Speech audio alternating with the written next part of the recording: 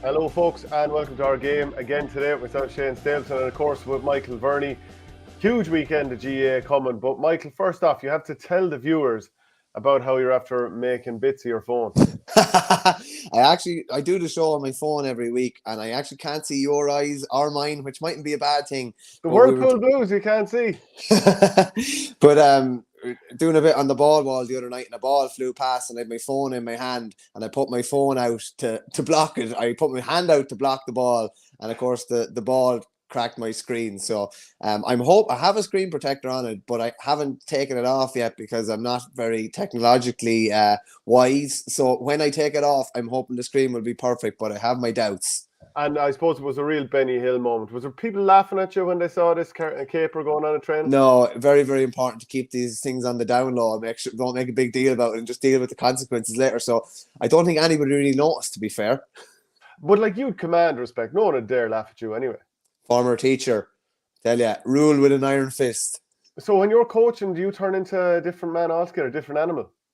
No, I don't think so. Well, I think you kind of your default is you probably who you are as a person is probably a fair bit who you're going to be as a coach. I'd have a fair bit of energy, and that would be kind of maybe more my approach. But I definitely wouldn't be ruling with an iron fist or going around barking at lads. Maybe 10 years ago I would have been. But I tell you what, we were never told in college. I studied PE teaching, obviously, but the biggest occupational hazard of them all, and something you get no training in, is your voice and how to keep your voice and how to basically make sure that your voice makes it's a good, loud, kind of strong noise, but without being hoarse the whole time. I used to get tonsillitis 2 or 3 times a year when I was teaching, and I've noticed my voice is much clearer, much better, still boggery and whatever, but I don't have the problems I had years ago with it anyway. Look, we've so much to cover on the show today. One thing we're going to do is a SWOT analysis, the strength, weaknesses, opportunities, and threats for each team this year, and maybe see how that can be sorted out. But there's plenty of news to talk about as well. But by the way, we also have John Evans, former Roscommon, Wicklow, Clare football manager, Tipperary, of course, as well. But there's a few bits of news. Didn't manage Clare, did he? Sorry, have I Clare mixed up with somebody else? I'd say it was Tipperary. Yeah. I'd say it was Tipperary. First and only time you mix up Tipperary and Clare, I'd say. Yeah. Certainly. Speaking of Clare, Gary Brennan has transferred to Ahan in Limerick. And obviously, look, he's been very good servant for Clondegad and for Ballyea over the years. So that's a big boost to Ahan, who, they're a decent senior team in Limerick as things stand. Yeah, and I think he's played a league game already. They're down at like junior A, I think, football level. So it could be a bit of crack, when all is said and done, if the hurlers are out and the junior footballers are still going. You have Gary Brennan and potentially the two Morrisseys on the same pitch for a junior football team. Can you imagine if they sort of squeeze up and you end the kick out? Where the hell do you go with it? Yeah. It is a big loss for Ballyea, though, and I know Gary's probably coming towards maybe the twilight of his career. He's gone from Clare a couple of years now, but at club level, like senior hurling in particular with Ballyea, like a real potent weapon, and he was one of the main men that helped him get over the line a couple of years ago when they were without Tony Kelly and they still managed to win a county final. Yeah, for sure. Fionn McAsee, he's gone to O'Loughlin Gales. This is the absolute monster who plays for Kerry, brilliant half-back. Is this going to be a gateway? I mean, they're already Kilkenny champions, Leinster champions. Is this a gateway to playing for Kilkenny, I wonder? Yeah, I don't know about the answer to your second question, but he's some addition to O'Loughlin Gales. I believe he's moving to Kilkenny. He's going to be based in Kilkenny from next month onwards. And like you're looking at a guy here who's, I think, 4 years in a row he's been on the Joe McDonagh Cup Team of the Year, the National Puck Fada champion.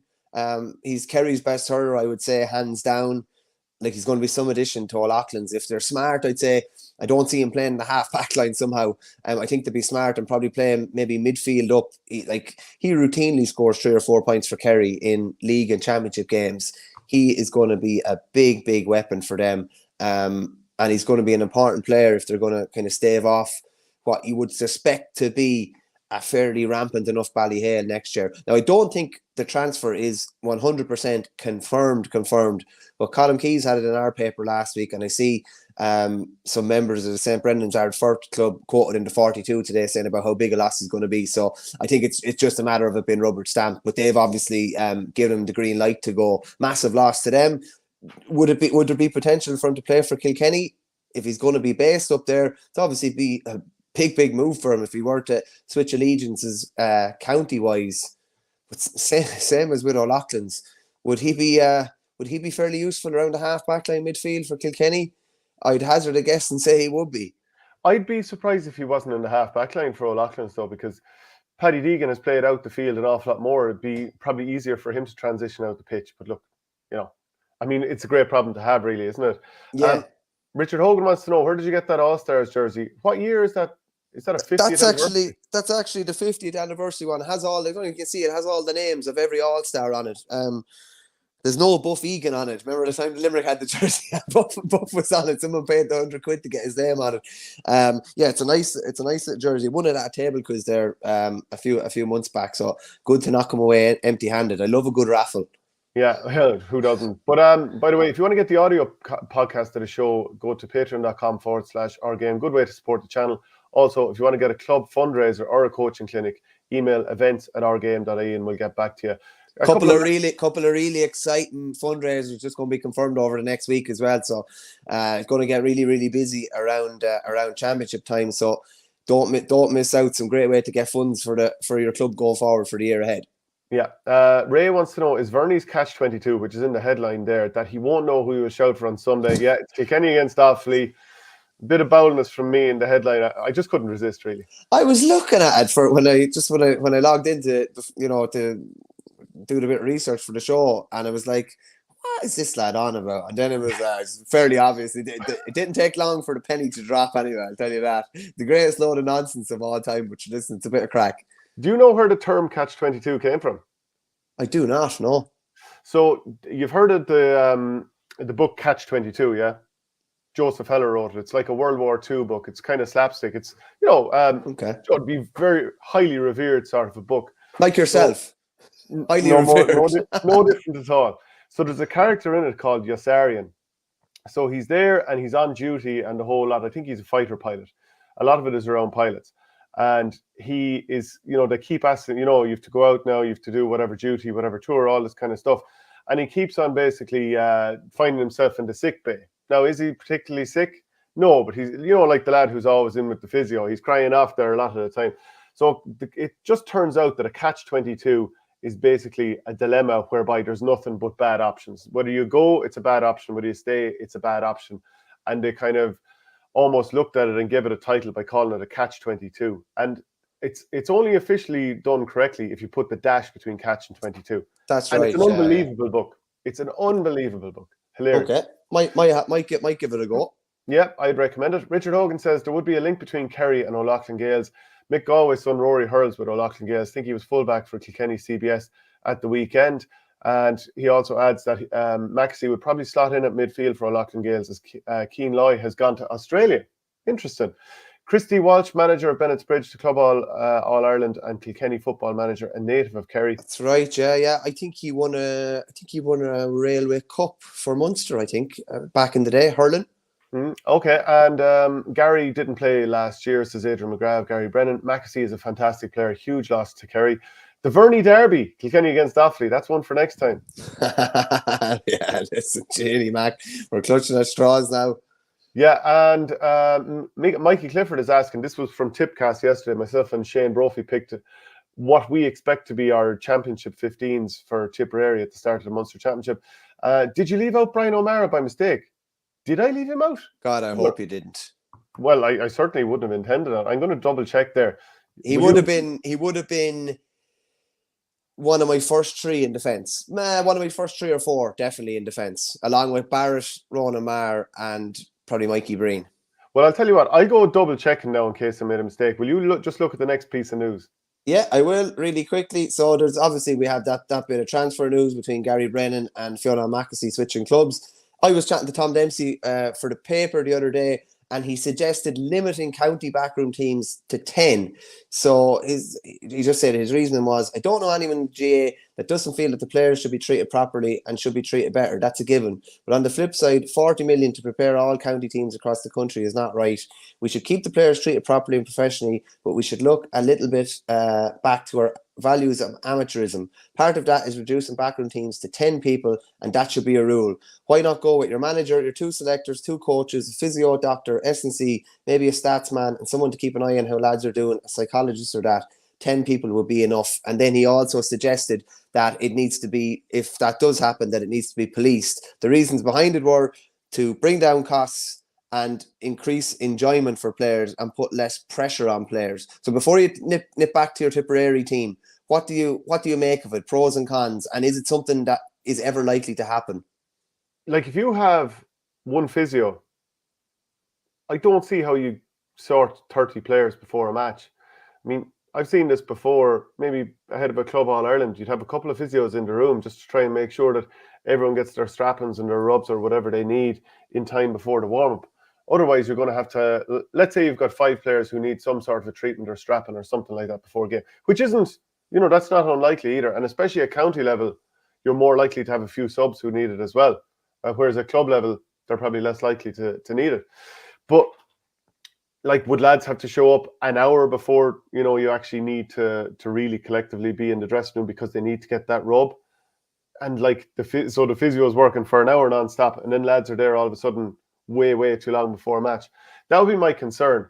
In terms of like... Just on that, I'd say on match day, there could be a caveat that, 5 extra members are allowed on match day or whatever, and their match day costs. And that's totally to do with probably the physical preparation of the team, as in you probably do need 2 or 3 physios realistically on match day with a county team, and maybe 1 or 2 other. You could have a doctor, you could have another medical person as well, just in case there's 2 things going on at the one time or something like that, or 2 opinions or 2 professional opinions on something. But there could be a caveat to that. Yeah, I don't think we can put the toothpaste back in the tube here. I think it's gone too far. We can't go backwards. We can't tell players, give up your life. By the way, we're going to trim everything else and do everything else less professionally. If you do have few, like, I know you have to use people correctly, but if you start dialing down the amount of professionalism you have in the room, and then you're still asking players to give the same of themselves, like, yourself, if you're in the dressing room and you've got loads of players and loads of boxes you want to tick before a match, the more IQ you have in the room around you, if used correctly, if you'd know how to delegate, that's all a positive, and then that should lift the players around you as well. The trouble for me is we don't have an equal world. Like, one team could have 25, 30 in the back room, another team could have fewer. Like, I would have seen in freshers, like myself and Paddy Linehan were doing it this year with UCD, and you'd come up against other management teams and there'd be like 7 or 8 on the sideline.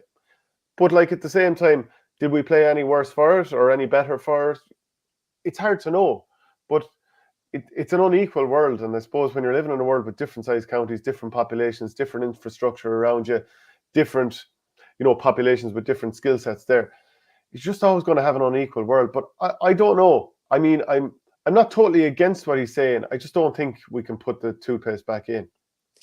Just on what you were saying there, part of what he said, his suggestion was that it would help to somewhat level the playing field, that population is different within counties or whatever. Dublin are always going to have more population than Offaly or whatever it is, but at least this will be somewhat balanced, that everyone would have the same, and that this idea of a bus of 30 people in a backroom team going to a match for a county is like, that would be somewhat off the table. And you could say teams will find a way around it or whatever, and that's fair enough, but like, maybe it could be policed a good bit stricter. But the thing I would say is,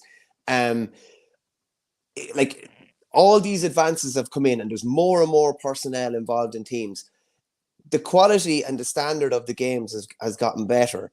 Are they more entertaining now than they were 20 years ago? Is it making the game more entertaining? Yes. That was a hesitant yes. Well, I was going to say we do have a lot of drab games as well, but is that any different to other sports? What I would say is, like, when the game is played at its best, and these games are always involving Limerick. We keep saying that, like, people think we criticise them. We actually, hugely admire them. When Limerick come up against a team that's able to put it up to them, obviously they're not beating them so often. I don't think the sport has ever been played at those heights before. And also, I remember there was a period for about 4 or 5 years. This would have been about like 2000. I don't know, late 2000s up to like the mid 2010s, or whatever way you want to look at it, the amount of hammerings, it was just one-sided games all the time, up until you got to the round robin stage. I think it was like, at times it was very bad to watch, and you were almost waiting for the Kilkenny Tipperary All-Ireland there for a couple of years, especially around 2010 and to 2012, whatever it might have been.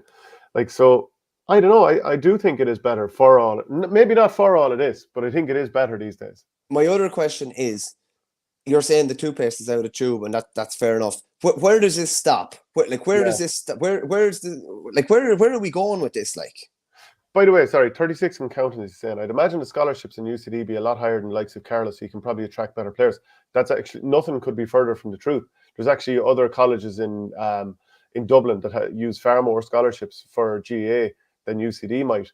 And you would then look at other counties, let's say Mary I, UL, LIT, all these, they're in the hurling heartland, where you've got like some of the most major counties all around them, like Cork as well, Cork, Waterford. You've nothing but, hurling around them. So actually there's nothing could be further from the truth there, 36 and counting. The other thing I was saying to you there is, like, where are we going with this? What's the end game with the size of backroom teams, the costs on inter-county teams? Like, and I do think we have to put something in place, or try and negate it a small bit. Like, it is gone, like the figures are eye-watering across the board, like 40 million for inter-county preparation. Like, the county boards are struggling to survive, and like, these are crazy amounts of money. We have and Tom's is a suggestion. And I haven't heard that many suggestions of actually how to go about this. It's something like this would be a start anyway. Yeah, but is it realistic? It's realistic if it's policed well, but the GA don't police anything particularly well. So it's kind of, and Tom's a great man, like, and he's coming at it from the right spirit, but I just don't see these things ever actually happening. I just don't, like, there might but if Tom Ryan wants to come out and say we need to look at our amateur status or whatever, then they need to like, it's one thing saying it, they need to actually implement something to make this happen, because it is not going to happen voluntarily from county boards, that they're just going to flick a switch and say, okay, we're only going to spend 200,000 next year. That's not going to happen. The costs are going up every year, and that won't stop until there's some sort of a rule or regulation or limit in place. Yeah. Okay. So just back to that whole thing about the Tipperary team that I picked for the summer. Just looking at it here, incredibly, I left out Brian O'Mara, but of course he's a guaranteed starter. So, and I even had him in the image there. So that'll just tell you how badly I got it wrong. Because you know yourself, like, we're doing this show live. I'm live producing and talking at the same time. Errors are going to happen. Mistakes were made. When the other Shane has Brian O'Mara in his team, I surely would have thought he would have tweaked it and made the switch. As I said, mistakes were made. Both players have had an honest and frank discussion, and they're both looking forward to resuming their county careers. Yeah. With some good comments flying in, lads. Keep them coming. SSRI says entertainment value at an all-time low with hurling, which is a pity considering there's quite a few competitive teams now, unlike 20 years ago. Well, to me, the trouble is when you have teams operating in competitions that aren't at the same level as each other. So, for example, the Leinster Championship's a bit of a damn squib because there's a couple of teams that aren't really going to compete in it, whereas Munster is obviously brilliant because they're all at the same level. Division 1 in football and Division 2, to be honest, all the divisions are really, really competitive, which makes them interesting, whereas in hurling, we're basically shadow boxing, and look, I mean, that's not going to make for a good competition.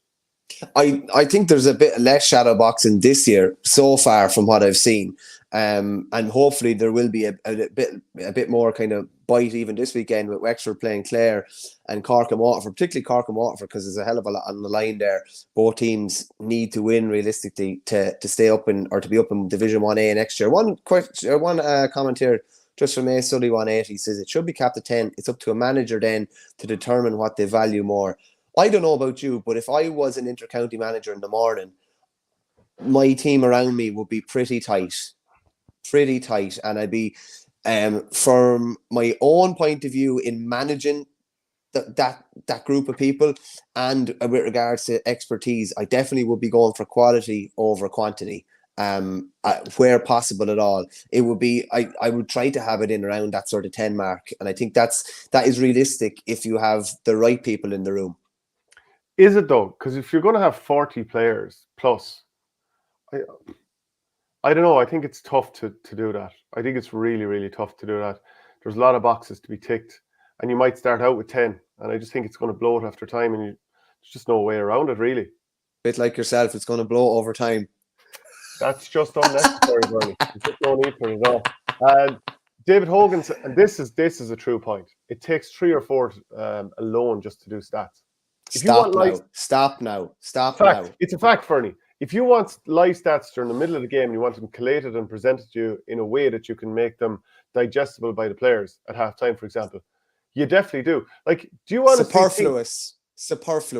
One man doing his job correctly, or woman. You're talking rot. I'm not. You are talking rot. Superfluous. 3 or 4, totally. It's way more than what's needed. You're living in cloud cuckoo land. I am not. Get your comments in here. But I definitely am not. But let's say, for example, what sort of stats would you be looking for? At halftime or during the game, or which? Well, halftime. It's easier to get a message at halftime. Probably be looking for our own puck outs won, our own puck outs lost, particularly areas of the field that we're being hurt in, areas of the field that we're doing well in. For puck outs? That type of thing. No, for everything. So how are you going to measure them then? That's all a bit vague. Right. How are you going to measure them then? Well, you want to know where your puck outs are going well, where they're going bad. Okay, I just said that. Yes. So I'm agreeing with that. So you're going to go short puck outs. How many did you progress beyond a certain point? You're going to go long puck outs. You're going to go tackle count. Where's our tackle count high? Where's our tackle count low? We're going to go at shooting efficiency. Where are the shots been taken from in relation to the scoring zone? And a lot of trying to get one man to do all them, not going to happen. One woman to do all them, it's just not going to happen. Get one really good person, and you'll be able to do it. Not a hope. And have maybe an eye or two in the sky that are not part of the backroom team, but that you're linking in with maybe a halftime that are giving you a couple of little bits and pieces. So you've bloated your sort of unofficial backroom team by 2 or 3 already. Not at all. This would be literally maybe two people whose opinions I rate a lot. They would not be at training. They would just be at matches, and they would be give me 30 seconds at halftime. That's all. As I'm on the way back into the dressing room. But how do you know that they're aligned with your vision? If you're like, I trust them. They're aligned with my vision, because that's why I have them in there. We discuss what we're looking for in the team, what way we're trying to play, what our values are, and that's what they're focusing on. It's always good to have an extra set of eyes. Are they part of the backroom team? Far from it. They're just somebody whose opinion I trust, and it's someone who I think sees things in real time. Honestly, you need at least, especially in intercounty, 3 to 4 lads doing stats. Money bag Stapleton. Oh yeah. But like, you have to be realistic, Verney. There's a reason that every team has 3 or 4 people doing stats. If you want to get your KPIs, that's what they're just called. You need to have 3 or 4 eyeballs to make sure you're doing it accurately. And like, if you're telling one person do tackles alone, positive turnovers, negative turnovers, whatever you want to look at, you need one person zoned in fully on that. And even at that, it's difficult for one person to do it. Never mind other things, because they have to look at a tackle and be like, okay, who did it? Was it a positive, negative turnover, whatever it was? Bernie, it's a very difficult job. I honestly think you're gone into too much minutiae of detail there. You have loads of people with you on the sideline as well. You could have them focusing on certain things or certain aspects of our play, or focusing on how our forwards are doing in certain aspects, focusing on how our backs are doing in certain aspects. I think you're gone down into too much minutiae of detail there. And I think we could use the people that we already have to be more efficient, rather than having 3 lads standing up in the stand or watching the stand. That's my own personal opinion. We'll agree to disagree for now, but keep the comments in and let us know why you think either of us is right or wrong. A bit of detail to go with it, if you don't mind. Adrian McGrath, how would you cap it? If a county manager wants a psychologist and has financial support, surely the person would be happy to invoice the business as quick as a county board. At that point, it's private. David Hogan says, Sean O'Donnell is the best in the country at stats, and I believe he has 4 working under him with laptops tracking everything. Like, you've seen it as well. Like, you go to a match and there's a backroom team of 3 or 4. Did you see them taking over the press box in Auckland the other day? No, the written media didn't get into the press box because the stats teams are too high. I regularly see it at different games. I'm sure you do as well. And P-Well74, get the doctor to do the stats in between injuries, and the hurling carriers do a bit of first aid as well, Verney. Now, can I just say something on that? I would be of the opinion that your doctor is not just a doctor; it's somebody that knows their hurling and is able to potentially, give a message or be able to give encouragement or be able to see something and give a message in, be it their message or the manager's message. Same with the physio. That's why I wouldn't just be plucking someone from obscurity necessarily. That's just a good doctor. They would have to have an interest in the game, be able to see things in the game as well, and be more used than just being a medical professional. Yeah, Ace180 says, again, it goes back to what the manager values most. If he's big on talking stats, then you have more than one stat person. If you have a more casual approach to stats, one person will do. Now, within that, I'd say you can measure a million things if you like. I actually wouldn't be big into measuring a million things. So just be a couple of real key things. But I think they need serious care and attention, because ultimately you need bite-sized information to then present to the players and say, hey, we were worried about this during the half. Here's what you did and didn't do. Now get out and do that, or we'll bring on someone who will. Yeah, that's it. Like, your message, this, whatever stats come back to you, it's literally like distilled down into really, really small chunks that you're able to give your team within probably 30 seconds, realistically, isn't it? It's probably maybe within a minute. There's probably 3 things within a minute. And all the best stats people will be able to do that. And they won't be just firing numbers at you. They'll be saying, we're struggling here. This is the number maybe that we're at. Here's what we need to do to solve that, or whatever. Okay. So do you want to start that SWOT analysis? Just give people an insight into what we mean by that.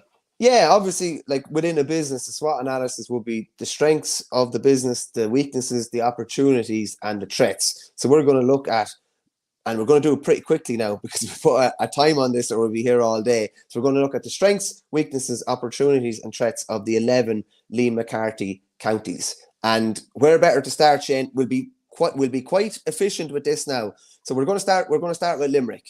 So Limerick's strengths. I would say number one of the biggest strengths is that they all, no matter who is in or out, they are able to fit into the system that they play, and the overall unit is stronger than any one individual unit. So to me, that's one of their biggest strengths. Yeah, they have absolute clarity on what their game plan is. Everyone knows what they're doing, and no matter who comes in and out of the team, they continue operating in the exact same way. So I would say clarity of message is a big one. Weakness? Weaknesses? Maybe just miles on the clock would be the one. But like, they've good players coming through, but because John Kiley, and understandably so, has nearly always leaned on the more experienced players, if ultimately one or two of them hit the, they've kind of, this year hit a wall, so to speak. Has he road tested enough of the younger players? Enough. Some of them have. Cathal O'Neill, Adam English, we've seen them.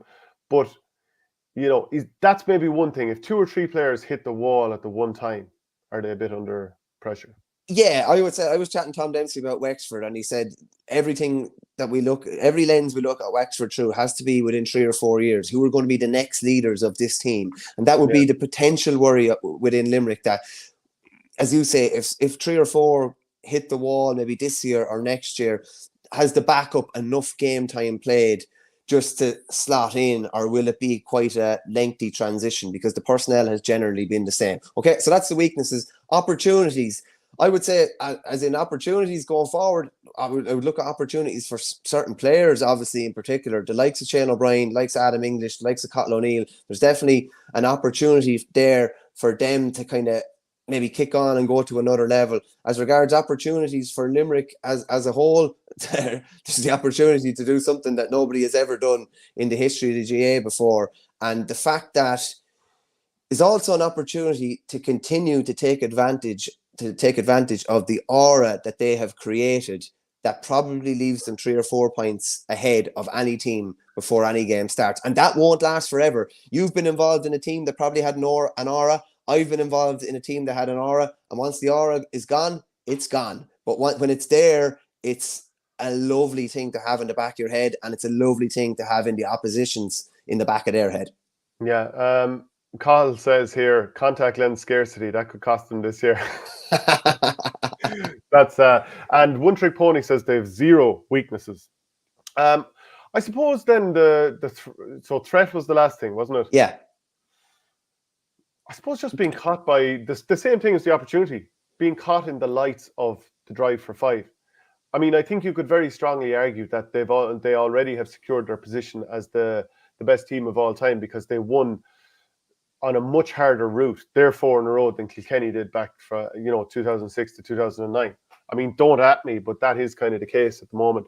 So the opportunity of being the undisputed, of uniting the belts, whatever way you want to look at it, I think that is both the opportunity and the threat for them this year. They have the chance to become the linear world champion. I think the threat is, we haven't seen any sign of it yet. And I remember Seamus Flanagan saying it in 2019 that no team will outwork us. We haven't seen any element of the threat of hunger waning or anything like that. If anything, the hunger seems to be as big as ever. But that is a little threat. That is something that maybe hangs over them. The threat that they'll go to the well and it's been there for the last probably 6 years and it just won't be there this year. That probably will be the threat. Okay, Shano, Clare. Strengths for Clare. Strength is, I think their panel is getting so much stronger because they've been playing without John Conlon, Tony Kelly, Shane O'Donnell. There's somebody else really obvious that I'm not thinking of as well. I know there is, but they look like they're able to play without those players. Like they've done pretty well in the league so far. I think beating Cork without those players. I think everything is now coming to the boil at the right time. Conlon is still absolutely flying despite being 33. Something like that, maybe 34, maybe 34. Tony Kelly's at that age now where he needs to get that next All Ireland. I think he's just turned 30. Shane O'Donnell is an absolute leader of a player. I think they more or less have it all now at this stage. So the strength is they've got the panel. I would totally agree. The strength is I think they have everybody involved that they would want involved, and outside of Conlon, you're not really thinking there's anybody at an age here, and Conlon's still flying and it was as good as he ever last year. So, but you're not really thinking there's anybody at an age here where they could fall off a cliff or they could disappear off the scene this year. So I would totally agree with you. Weaknesses. Croke Park in the head.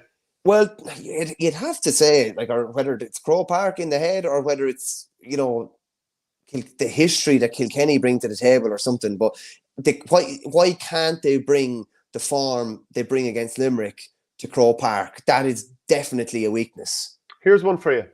Their managers' decisions at Croke Park when they feel like they need to sort something out. You don't want to single out players too much, but I think when John Conlon was missing, maybe the manager dealt with it the wrong way in terms of his selection. And then last year picking probably the wrong guy to be the sweeper, so not getting his own setup right. I think the manager would probably look at it and think, right, I need to probably do a little bit better myself here. Yeah, and I would say the persistence with Keane Nolan on Aaron Gillan in the Munster final when it wasn't going well from him, unfortunately. I'm sure he'll bounce back this year. But and that's maybe why backroom team changes have been made. Like Brian Owen said to me that there was going to be changes anyway, with lads kind of stepping away. But there is a freshness to the line now that maybe we'll see some other things or maybe veer him in a different direction. But playing a sweeper in the semi-final, having never played one before, was definitely it didn't work out. You'd have to say it was a bit of a weakness. What opportunities are there for them, Shane? Like, there's definitely, this team hasn't hit the ceiling yet. You definitely would say it hasn't hit the ceiling yet. And certainly not at Croke Park. And the frustrating thing I'd imagine for Clare supporters is they are a Croke Park team. Shane O'Donnell is he Mr. Croke Park in a way? You could say that about a lot of lads. Keane Lynch is coming to mind, Grode Hegarty. But he is Mr. Croke Park. Tony Kelly, is there a player more to the manor born? I mean, should be more to the manor born for Croke Park than him. John Conlon has delivered there before. David McInerney has won an All-Ireland as a full back there before. Shane Meehan, Mark Rogers is a Croke Park player. So to me, there's a real opportunity for those lads to show that we are to the manor born when we get to GAHQ. Yeah, they definitely haven't. In recent years, you'd say they definitely haven't operated at their maximum in Croke Park, which is a bit of a contradiction because you think it would suit them perfectly. Yeah. But it just hasn't worked in recent years. What are their threats kind of heading into this year? The threat is that this year would pass without silverware on the table, and if that does happen, 5 years under loan and despite all the progress and how close they've been to the best team in the country, that'd be a disaster. Yeah, you'd feel like the party's probably over. Yeah, if it doesn't happen, because somebody is commenting there saying that Conlon is 35. He's only 34. He's 35 in Okay. June. Yeah. And like, I'd love to see him play on for another 2 or 3 years. So look, TJ Reid's going to be 37 during the summer, and he's still really, sorry, November maybe. He's still really, really important to his team. So I think the threat is maybe the hype as well here. Cahill is saying Galway man living in Ennis. I think Clare get a bit too hyped too quickly. After beating Limerick and Munster last year, it was over the top in town. But like, I think it's a good thing that they get excited. I think that's brilliant. I'd be the same, yeah. If we're all going around saying, look, lads, let's just play this down, let's not get... I mean, we're in sport to get excited, aren't we? Totally, yeah. Just on something there, on a threat as well, one of the commenters mentioned, and it's right, like we haven't talked about him really probably much yet. You actually, this was the fella you were talking about. Ryan Taylor's out at the minute, yes. And he will probably be under pressure maybe to feature this year. And do they have that energizer bunny out around the middle of the field that can do the kind of damage that he does? Maybe even him going off in the Ireland semi-final last year was one of the big differences as well, because they were a little bit, I would say, lost without him out around there. So that's definitely a threat, whether they're going to be able to fill the void potentially left by him. Yeah, and to be fair, they'd already started poorly, so it just exacerbated the situation. Dennis Noonan says, if you say Limerick's weakness is miles on the clock, Shane, Clare must be the same. A few there over 10 years. Yeah, it's a fair point. But like, what they should have more than Limerick is just that extra desire, because they haven't, climbed up the steps. A couple of the players have, but the Limerick lads have done it very recently. So the hunger and desire within Clare should be massive. Yeah, the only thing I'd say about miles on the clock there is that, Limerick went to the final in 18, Clare didn't. Limerick went to the semi-final in 19, Clare didn't. Limerick went to the finals in 20, 21, 22, 23. Do you know what I mean? They've played, they've danced every dance. Limerick haven't went for those, or Clare haven't played those extra games that Limerick have. Like I will actually go through it one of the days, compare how many games Limerick have played over the last 5 or 6 years compared to Clare. Like Limerick has played more games than anybody, so they would have more miles on the clock than anyone. Boom, we'll move on. Sorry, I can't not read this comment though, because it's something that we focused on a nice bit. John Collin, Clare threats, decision making on the ball, shooting from distance. They won't always come off. Very good point. Yeah, very good. It's sometimes it just looks very bad at times, and it's just the wrong decision when they have snipers inside. But strengths, Waterford, I gotta go straight in. Like, regardless of anything, Waterford still have some of the best players in the country. In the likes of Caleb Lyons, Daisy Hutchinson, Stephen Bennett on his day, Conor Prunty, Jack Fagan, Jamie Byrne. The personnel to me is still there. And Tyg de Bourke is going to be back. The personnel hasn't exited stage left yet. They will be gone in a couple of years. Will their personnel be a strength then? Probably not. Pádraig Fitzgerald, Patrick Fitzgerald. Like, there's loads of really good players there. So they're not without the personnel. Yeah, Jack Prendergast. I was thinking, Mark Fitzgerald was coming to mind. Patrick Fitzgerald. They have quality. Seamus Fitzgerald as well from Kilrossity. Like, they have a huge amount of quality there. But I think the threat, I mean, I know I'm jumping ahead a couple of letters here, but can they pull it all together? And tactically, how they've tried to play in the last year or two, and I don't always want to be negative about that, but it feels like they've created, the biggest sort of obstacle they've created is in terms of how they want to play themselves. And maybe it's like overthinking how will this commode the opposition. Like, for example, Davy, remember last year, Desi Hutchinson, as somebody was soloing through, he ran over to the corner flag, I suppose, to draw his man away. And I was like, well, maybe you should just be hovering a little bit closer to goal, give your man a decision to make. Does he go to his man or does he stay with you? Because you've drifted off a little bit. Let's simplify what we're doing. That could also be the opportunity that if they simplify what they're doing, there's a real opportunity to kick on, because they are considered the runt of the litter in Munster heading into the championship. Rightly or wrongly, a lot of people are looking at it that way. Yeah, I would look at their opportunity is also their threat, isn't it? The way they play is an opportunity, but it's also a threat to basically derail what is one of the best generations of players that Waterford will ever have. So, and then on the weaknesses point of view, I don't know. Your own clubmate here is a great comment. The weakness is not putting the ball into their danger man. Yeah.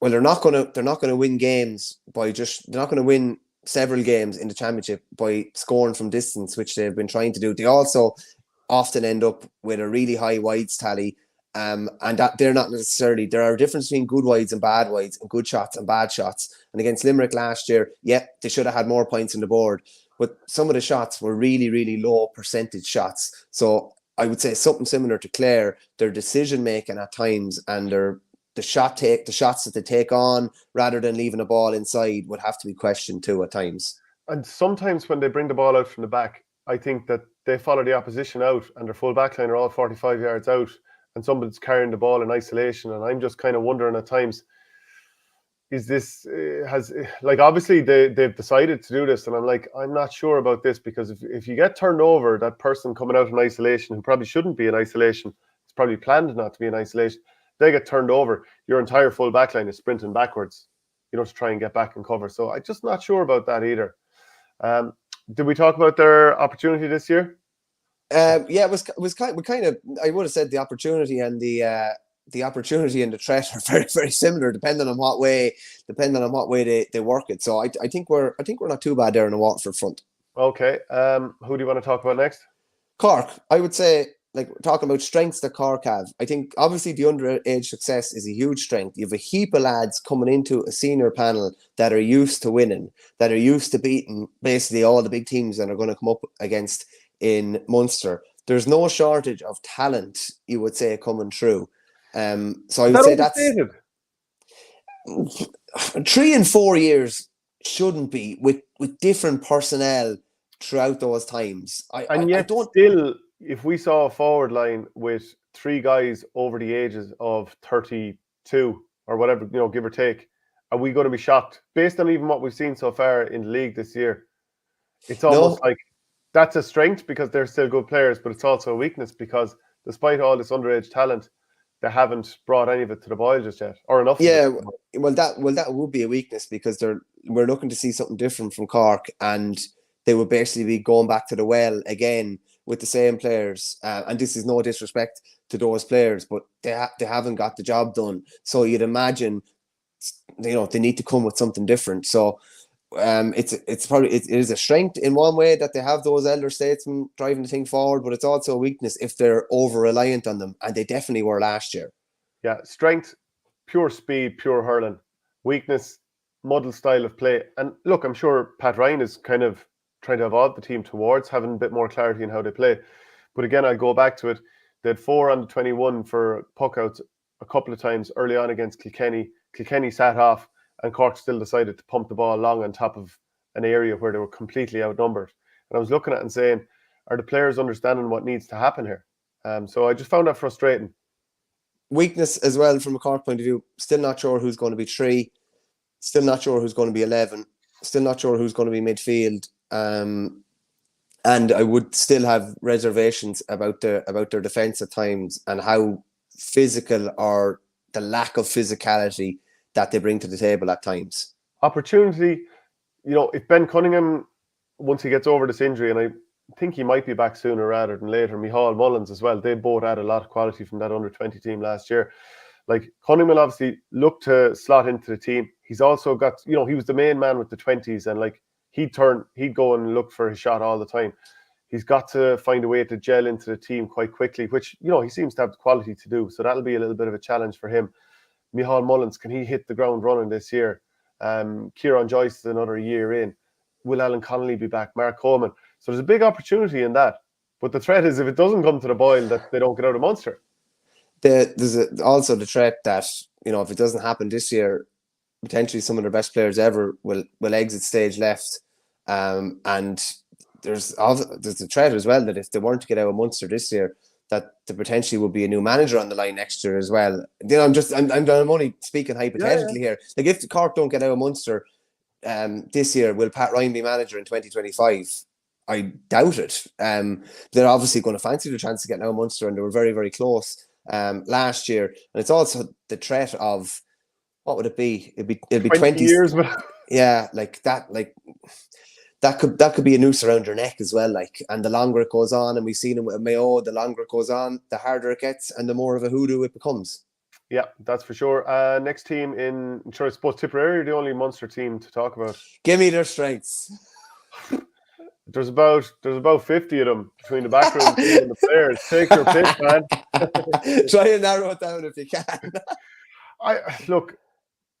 I would say the fact that they all seem to be in year 2 hurling on the one, they're all on the same page. Like you're seeing the way they're working the ball out from the back, a pass forward to give a pass back for someone to come through on the front foot, deliver a nice ball inside. So I think they're all on the same hymn sheet. Last year, it was year 1. They were trying to do a huge amount of fitness work early in the year. And look, nobody will never know for sure why it all ground to a halt against Watford and then against Galway after, with the Offaly game in between. That shouldn't happen this year because the panel is bigger and there's like 6 or 7 key lads back from injury last year. And then there's 1 or 2 that have been brought through. The likes of, Sean Ryan would be an obvious example of somebody who's laid down a bit of a marker. Johnny Ryan is coming on a little bit. Danny Slattery, if he can get over his injury. Willie Connors is another one that was probably forgotten about, that he had missed a nice bit of time. So the panel, compared with last year, is quite big. And we haven't even seen Dan McCormick, Jason Ford, Noel McGrath. There's somebody else there that I haven't thought of as well. So I would just say the size of the panel and the fact that somebody like Gerard O'Connor, that people are now beginning to realise, oh, here's a new leader of the forward line. So I just think Tipperary have an awful lot more strings to their bow this year. Okay, I'll strings to their bow. I like that with Conor Ball playing at wing back. I don't even know if he meant to do that, but it's beautiful. Go on. I'll leave you. Keep rolling here. What are the weaknesses then? There aren't any. No. I would say the weakness is the amount of players who are not. I wouldn't quite say water carriers. So you obviously need a few lads to carry water so others can turn it into wine. But there's a lot of workhorses in the forward line for good reason. So, and they're all capable of scoring a point or two. But for example, you could have Alan Tynan, you could have Conor Stakelum, you could have Dan McCormick, you could have, and I'm also including the middle 8, Owen Connolly, Seamus Kendi, who could also play in the half forward line. And Tipperary are rightly going to have to pick an awful lot of workhorses. And then you've got maybe Jake Morris, Jason Ford, and Gerard O'Connor as a scorer. But how many lads would you be confident of putting a puck out down on top of and thinking they can win it, or the opposition is going to have big problems trying to get it off them? And I would say Gerard O'Connor for sure. And we saw that against Dublin there recently in the league match. Tip had struggled to win 3 or 4 in a row, put a few on him, and the ship was righted again. So I just wonder, the age-old problem with Tipperary, are there enough ball winners in the half-forward line? That's a fair enough assessment. PWell74 did ask, where are all the sweet hurlers gone? Do you think Tip are still as sweet in 2024 as we'll say Tip 2019? I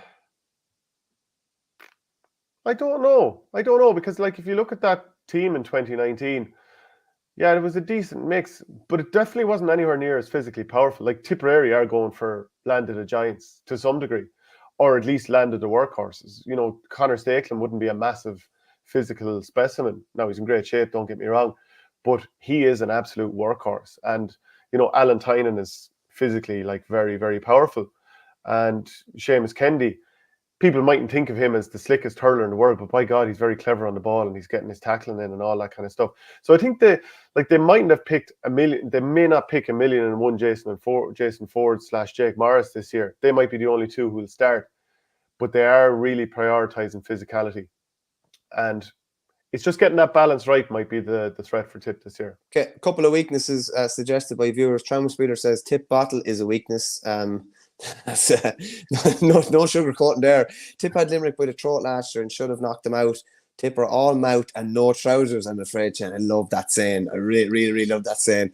And PWell74 comes in and says their management has questions regarding timing. And that's I would say that's a threat, because the last 2 teams that Liam Cattell has been over, you would say Waterford did not get their timing right in 22, and I think he'd admit that, and he's admitted that they didn't get their timing right last year. So it's imperative that they get their timing right this year, and it's imperative that they are playing. Okay, you have to be right close to the top of your game in Munster, but you can't fall off a cliff if you do get out of Munster. You have to be able to maintain that, and I think that's a threat. That's a threat definitely for Tipperary this year. Last one, Shane, the opportunities for Tipperary. Where do you see opportunities for growth? That's a tough one. Do you have any thoughts on that? Maybe something will come to mind. Opportunities. Well, he's number one just on the word itself. He's already given opportunities to a few new faces, and he's probably maybe realised that he can't go with the same 19 or 20 that maybe has been there the last couple of years. A lot of new faces in now. I would say that would ally to one of the strengths you mentioned there. Their squad does look a good bit deeper. Like I remember being at the Waterford game last year, and there were very deep into their panel in that game, and they were bringing on guys with very, very little championship experience. Whereas if that same scenario arises this year, I think they'll be going deep into their squad, but they'll be going into reserves that are a bit more road tested maybe than last year. Not to mention lads who are just back from injury this year. So Yeah. that's very important. I didn't even mention Cathal Barrett as well. Sure, he's another one. And people will, go on about the performance against Conor Whelan last year, but of course he hadn't played for something like 5 weeks, and Tipperary all over the shop and great ball going in. And Whelan being such a good player, like I've no doubt, but he'll be flying again this year whenever he does come back. Next team then. I'm making an executive decision. Because we need to look at the games this week. We need to look at the games this weekend, and before John comes on. So we'll complete Leinster on Monday's show. But there's obviously some cracking games this weekend. What are we looking at? Top billing probably Cork and Waterford this weekend? We probably are. And the two of these teams, right? Like I was looking at Cork, and Dennis Hurley had an article, and he was like, if Cork were to finish in the top two of Division 1 Group A, which would involve winning their three remaining games, they qualify for the semi-finals, while a fourth place finish in the 6-team section would mean a playoff with their Group B counterparts for a place in Division 1 next year. I think that's gone. I think that playoff is no longer in existence. It comes down to score difference, which I don't think is right, by the way. But to the best of my knowledge, it's based on the score difference between the two fourth-place teams. Okay, well then that's hugely unfair because the groups aren't of a similar quality, are they? I would have said the same as well, yeah. But by all accounts, the initial proposal was that there would be a fourth-place playoff. That proposal was since changed, and it's coming down to score difference. But how do you do score difference in two different groups? I don't think that makes sense, to be honest with you. So I don't know if that's going to change or whether to be a hoo-ha when we eventually get to that scenario. Yeah, and look, I think Cork do need to pick up a win or two just for their confidence, and Waterford would obviously be happy to get a couple of victories as well. Can I just ask you? I thought this was really interesting and strange, I have to say, that Pat Ryan said after the Kilkenny game that they hadn't thought one bit about next year, about the league next year. They hadn't thought one bit about ramifications or anything like that. Like, can they afford to? Afford to not think about it? Well, no. Can they be concerned themselves with next year? They're not just living hand to mouth week to week because they need to try and have the team in as good a spot as possible come championship this summer, and next year be damned. I take your point, but I don't think anyone on the Cork board will be too happy with them being in 1B next year and very, very low attendances coming into their newly sponsored ground and little or no televised league games from Division 1B next year. What if they ended up having a terrible league? Like 2013, didn't they go into a relegation playoff with Clare in the league? They both ended up in All-Ireland final. Let's say they have a terrible league, get relegated, but because they've sort of minded their resources now and not forced back the likes of Mullins, Cunningham, and we'll say Robbie O'Flynn back from injury, and they end up taking a few beatings and they get relegated, but it allows them to time themselves nicely for Munster and All-Ireland. Like, they'll get the attendance next year because they're All-Ireland champions and people are coming in to watch them. It doesn't matter. There's a fair few ifs and buts there now. I just don't think after not getting out of Munster last year, I don't think they can afford to have, not the public against them, but for that, like I think they need to keep the ball rolling. They'll be happy with third. I think third will be fine and just be in 1A next year and not have any negative connotations going into the league. I do think it's important that they don't end up in 1B because it's a talking point, a negative talking point going into the championship that they really don't need. They've probably played the two most difficult teams in Division 1 Group A so far, which would be Clare and Kilkenny, who are first and second. Waterford this weekend, and they've Wexford and Cork coming after that. Win all 3 games and you're golden for the year. Do you expect them to do that? Yeah, I would expect them to win at the weekend. Who are the other two they have after? Wexford and Offaly. you'd be fancying, you would be fancying to beat Wexford and Offaly. So to be honest, it's all on this weekend really, because if they lose this weekend, they won't automatically qualify. So this is the biggest game of the weekend. It's probably Cork's biggest game of the league, realistically. Yeah, I'm liking this comment from PWell74. Probably what would be referred to as Gowland down in Cork. If Cork get relegated, the league will probably be restructured for them. Carl says a month ago, I was thinking Cork might win the league. They need a trophy. So what about Waterford? Well, actually, sorry, I just want to read comments from Pat Ryan. This was in the Echo about Robbie O'Flynn. He said he's probably 4 or 5 weeks away. I wouldn't think he'd be back before the Wexford game. Now, Cormac O'Brien, Brian Hayes and Kieran Joyce, they're all back in contention. They missed the Kilkenny game because they'd been involved with the fits. I suppose they just didn't want to overdo it with those players. They have enough injuries as it is. I don't think Ben Cunningham and Micheál Mullins are too far away. Ryan had said there's nothing that's really long-term that we have. We'd expect most of them back in contention for the Offaly game. If they get everyone back, Alan Connolly, Mark Coleman, so on and so forth. And do you know what the other thing is? Isn't it kind of funny in a way that there was talk as if last year was a building year, that they were making a step on further than the previous year, even though the previous year, under Kieran Kingston, I should say, they got out of Munster, and last year they didn't, but it almost feels like it was a step in the right direction somehow. Yeah, I think it's because there were less peaks and troughs last year. If you take out the Kilkenny League semi-final, their graph was generally very consistent, and it had not been consistent before that. Remember, Cork who were they terrible against? And then they bounced back against Waterford in Walsh Park. Who were they brutal against in the game before that? Was it Limerick? It could have been Limerick, maybe. Limerick beat the league last year? No, the championship in 2021 they were, or 2022. Was that the game where they lost by 16 points at home?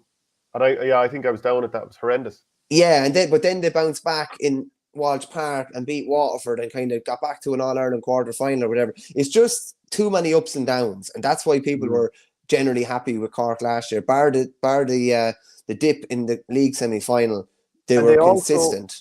And they also beat Tipperary, a desperate Tipperary team. And remember, Noel McGrath had a penalty did that come off the post or was it saved? I can't remember. And they went straight up the other end, scored a goal, and then Tipperary fell apart.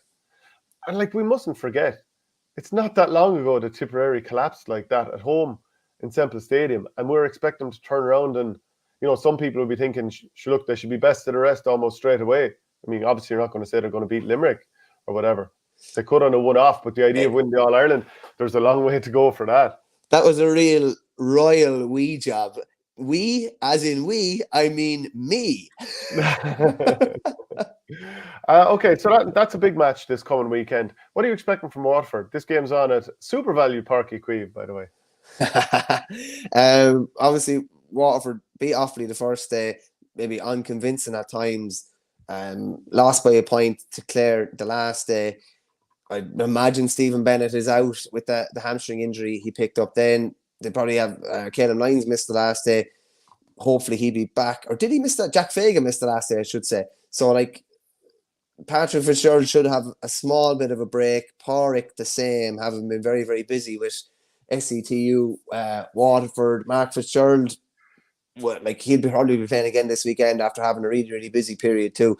If you're looking at a game that Waterford need to get a result in, this is the game to get a result in as well. They will want to be up in 1A next year, and a win against Cork would basically secure that.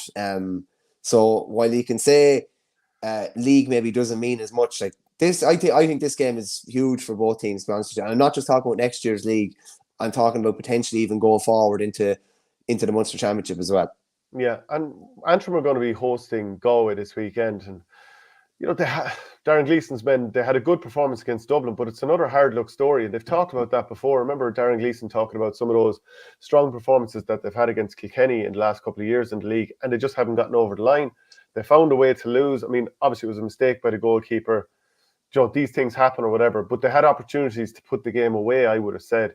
And Galway, well, the manner of Tipperary's dominance during that game, and obviously it was tight enough and they got back level, but at times the dominance was so much that I wonder will that concern Shefflin? And the other thing is they seem to be trying to play everyone except Dahi Burke at full back because maybe they want to play him somewhere else. But ultimately, are they just going to have to play him full back? You'd imagine so. I'd say, when they need a safe pair of hands, he's the man that they always kind of call upon.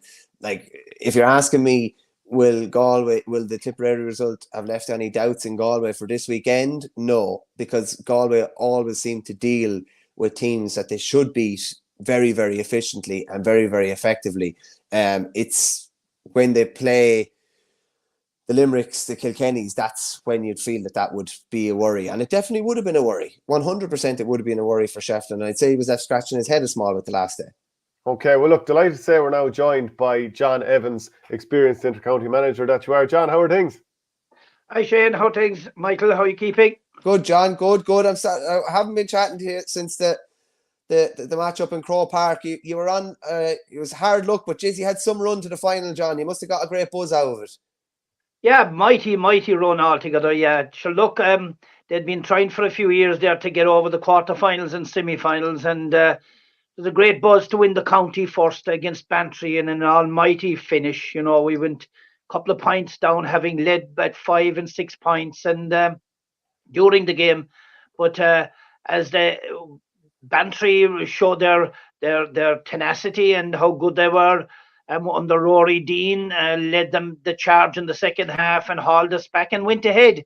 And they went 2 points clear with about 4 minutes to go. But we had about 7 or 8 attacks in succession, and we hauled 3 points out of it to win the county. And that was the glory. That was what they were looking for. That's what they set their stall out 4 or 5 or 6 years ago. And it was great, fantastic. And you know, it was fantastic, lads. I must say this. Whatever about cups and everything else, it was just a small parish with just, it has just a field. The celebrations after were much different than what, you know, when you're from a Lone Rangers in a big town sort of thing. This is where the bus travelled along the by roads, and outside every house was a big bonfire. I haven't seen it before. And the babies and the children and the young people stood outside their house as the bus passed with the team and went all the way around maybe 6 or 7 miles around the place, and then came back in where all the children and the babies and the mothers and the fathers and everybody else arrived back to the village, to the cross as they call it. It was just something unique, and it brought me back to where the roots of football were, the values people have, and and we from there we kicked on then, and we had a great run, Michael, all the way. Yeah, so that was Killing Marcha, so brilliant run with them. So congrats on how that went, John. I want to ask you about Kerry this year and the 3 games they've played. You know, losing the first day out to Derry by a point at home in Tralee. You know, there's no disgrace in that. Obviously, very tight game. The next day out, having a very strong win over Monaghan, who had beaten Dublin. You know, that really augured quite well, winning by 9 there. And then the last day out, sure, look, David Clifford doing David Clifford things against Mayo, 16 points to 15 for a finish. What's your overall read on Kerry so far this year? Yeah, I suppose, look, the first thing is that they had a very, very strong team out against Mayo. And, you know, that, Jesus, they had all but about 4 or 5 guys that they played in the All-Ireland final last year. I think 4 guys. I think Dylan Casey, Jack Barry, Paul Gainey and Stephen O'Brien. Them 3 or 4 are missing. So Jack is sort of, he's pulling his troops in very early to get it right, to get as much as he can right. How much he got right, I don't know, because we'll see how strong Mayo are. But they were, we'll say they were keeping Mayo at arm's length during the game. But, you know, Mayo pushed it hard when they were a man down in the latter stages of the game. But I suppose where Kerry are, look, they've found a couple of players. There's no doubt about that, because I suppose there's no doubt about it. Killian Burke is showing, and I've said this from the start, he plays with Milltown. They're only 3 or 4 miles over the road. You know, have they found too much more? I don't know. Joe O'Connor, I'm still a bit out. Their midfield is still not what you'd like it to be, but it's early days. But you know, Dylan Casey is showing good stead. But other than that, we've the same guys really doing the same job. And what I'm just wondering about, fine, is, look, you can only beat what's in front of you, and when you have Paddy and David scoring 9 points between them, Shane and Michael, you know, you just expect a bit more from the rest of them. You know, that's I suppose that's what I'm trying to say. And the second thing is, like Mayo, we were flying last year in the start of the year. They were, hey presto, they were flying.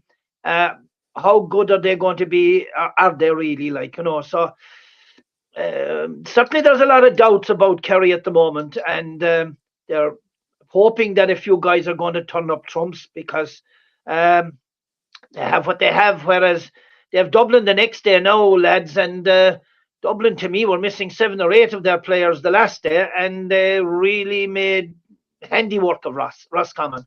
So the game coming up will be a tester, and I expect Dublin to be stronger. And I suppose he's all about preparation, and he's maybe moving in the right direction, but we need a few more guys to stand up.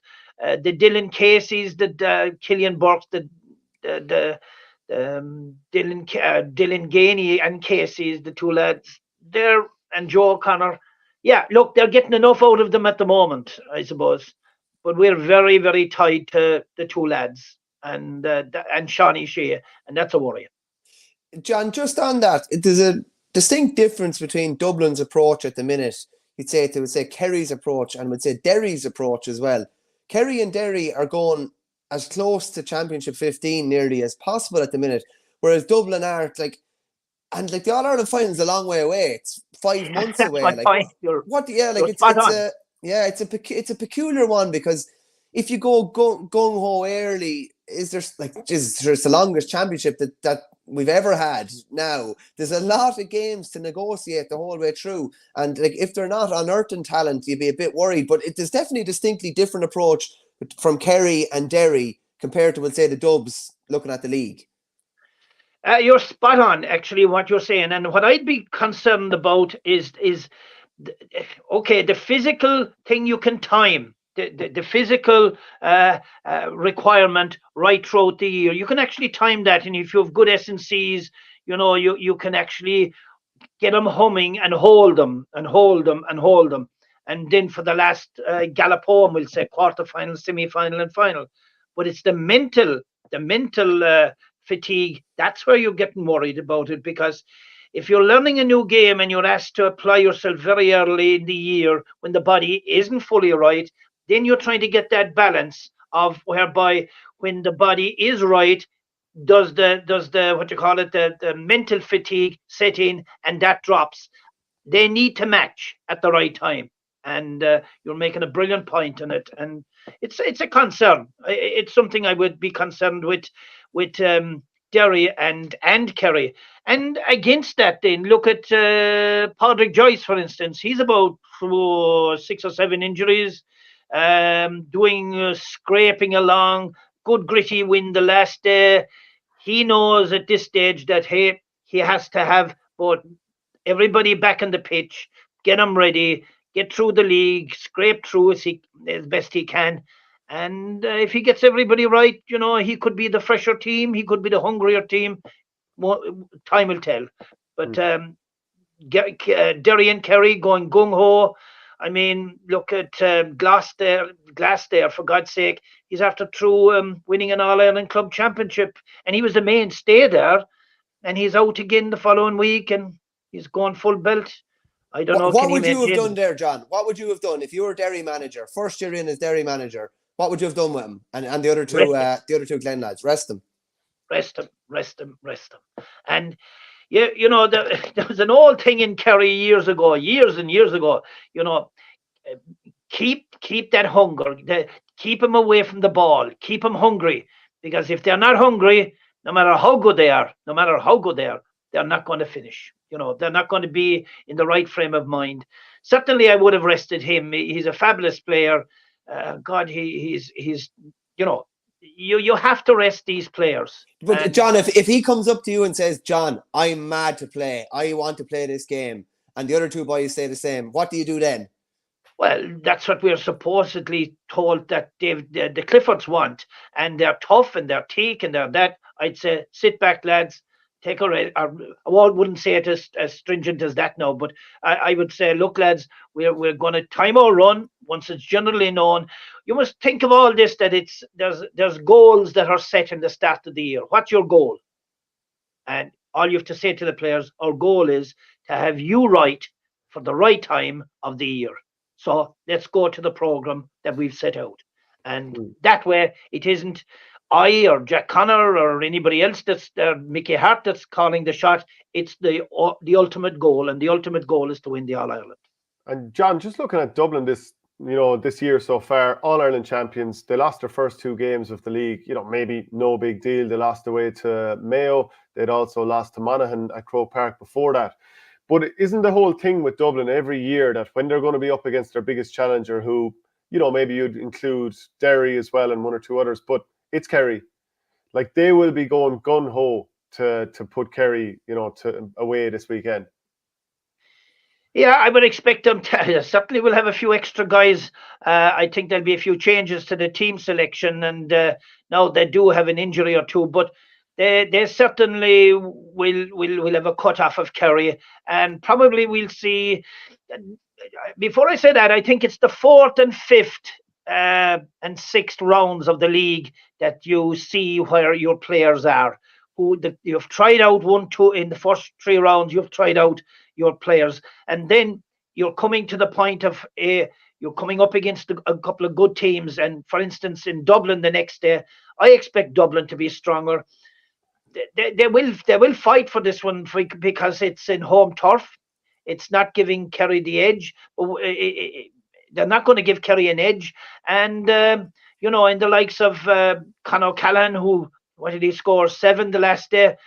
There's no wonders about that. He gave a wonderful interview, and Oscailga afterwards, and he talked about Shane Hanlon, and he's talking about the team ethos and the usual things. But I'll tell you, I think these boys, they'll have a cut off it. And like I say, they're missing a lot of players. Paul Mannion, Pascal, McCarthy, Davy Byrne. These are big players, and Desi is resting them, and they'll certainly have a cut off of Kerry, I think. All right, but I think going back to Kerry again, Kerry will go up, and there might be a bit of fire again. There will be fire in it, but if you're depending on the 2 Cliffords to do the job again, I think we've got to have other guys putting their hand up. You look at the spread of scores. We need the likes of Shawnee Schaaf getting it from play, getting scores from play. We need to be getting something from midfield, halfbacks. Maybe that's the style they've changed, but Gavin White needs to come into it a bit more. And Dara Moynihan, these guys, we have to be getting a spread of scores if we're going to threaten Dublin. That's what I'm trying to say, I suppose. Michael?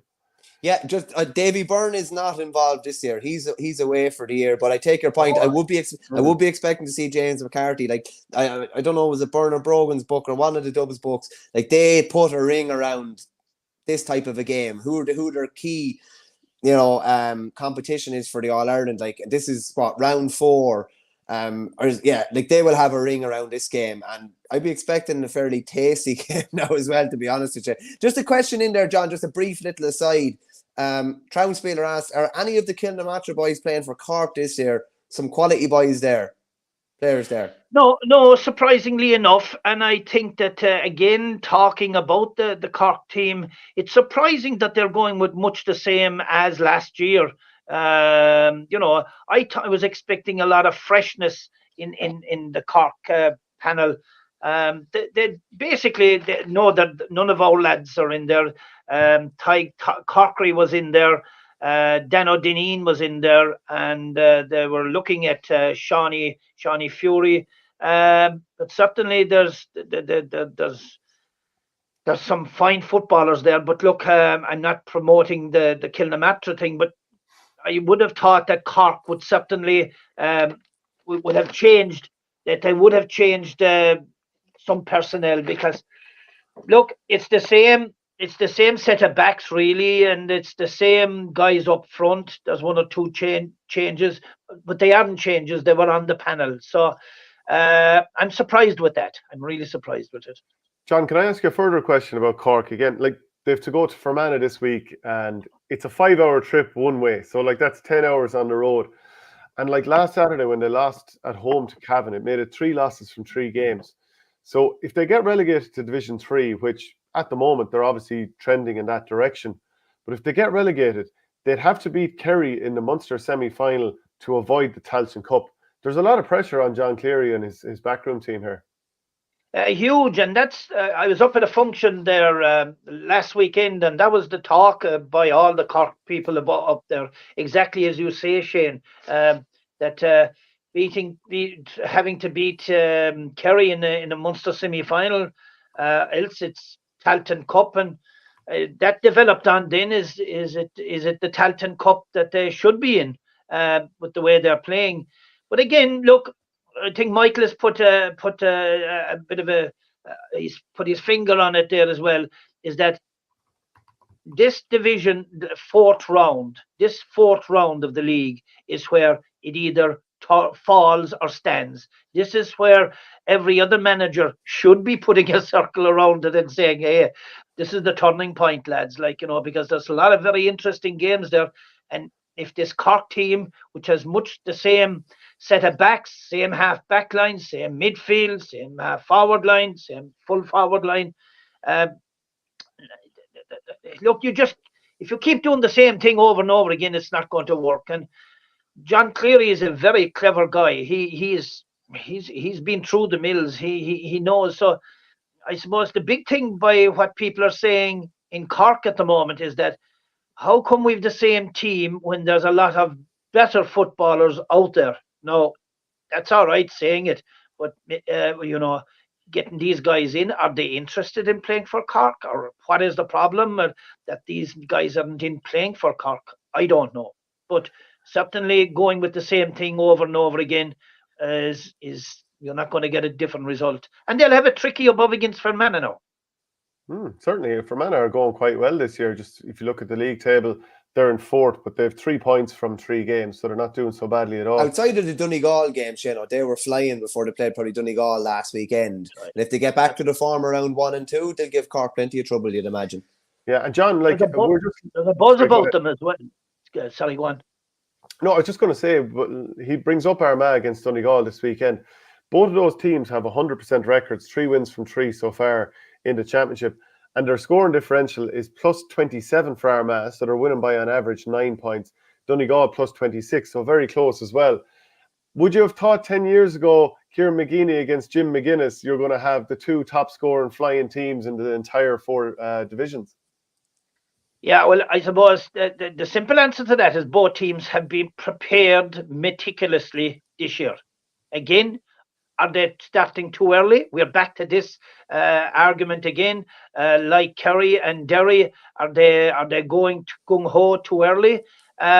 Certainly, the Armagh's football has improved, particularly in their forwards. Their movement of the ball is certainly flying at the moment, and it looks like that Kieran Donaghy is making a big impression there with how they're moving the ball. And just while I think of it, I was shocked, absolutely shocked, to see the transition by Tyrone as against what Armagh were doing. Tyrone the last day against Galway.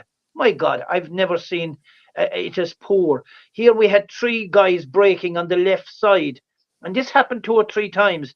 And the ball was moved over to a one runner on the right hand side. I mean, he was isolated. It killed the play, and I was amazed that Tyrone did that. However, looking at Armagh, what they were doing all along, I think when they're failing all along to me was when they went inside the 50-yard line. And look, hey presto, they're putting the ball away. They're feeding the man. They're the man in the right place at pace. Very impressive, I thought. How will it go between himself and Donegal?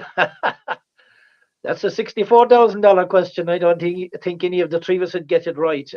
But Jim is getting a song out of them, all right. Again, I just put one thing on it. The first 3 games for both of them, I'd half fancy Armagh to do the business, because I think McGeaney has been working towards this for so long. They've been together longer, and maybe the fact that McGuinness hasn't had as much time with Donegal, it may come as he may become a cropper there. Michael?